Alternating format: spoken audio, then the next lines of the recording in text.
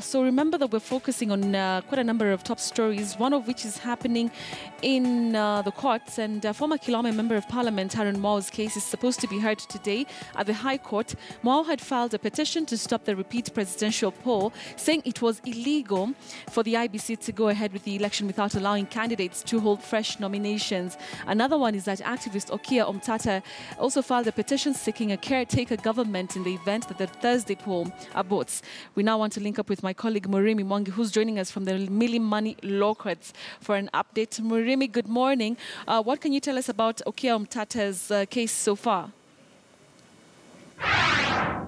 Good morning, Betty. Well, interesting times for the Kenyan political space. Up to 30 cases have been filed since that Supreme Court verdict that nullified President Uhuru Kenyatta's re-election. And 2 of those cases are before the Constitutional Division of the High Court here, before Justice Chacha Mwita. One of those cases is one filed by the former Kilome MP, and he's seeking cancellation of the Thursday poll on the basis that IEBC never nominated candidates afresh, as would have been presumed to be the procedure in instances where the Supreme Court orders for a fresh election. That matter came up before the judge, and the parties in that particular dispute requested for some 30 minutes to consult on the inclusion of another interested party in that case, that party being the National Super Alliance, which will be acting in that dispute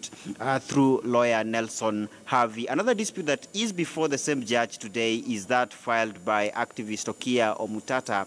You remember he filed his case immediately after the withdrawal of opposition leader Raila Odinga from the repeat presidential poll, but that came before the High Court allowed inclusion of Dr. Ekuru Aukot and other fringe candidates from the nullified August 8th elections. And it will be interesting to see what directions will come from the High Court here regarding the application by Omutata, which was for the creation of a caretaker government in the event that the repeat polls do not occur within the 60 days window that had been stipulated by the Supreme Court. But interestingly, Betty, also tomorrow is a verdict expected from the same court here, a verdict to be delivered by Justice Chacha Mwita in yet another dispute that had been filed by Pokot South legislator David Kosing, in which he was seeking orders to bar Raila Odinga from quitting the Thursday presidential poll and to give directions on whether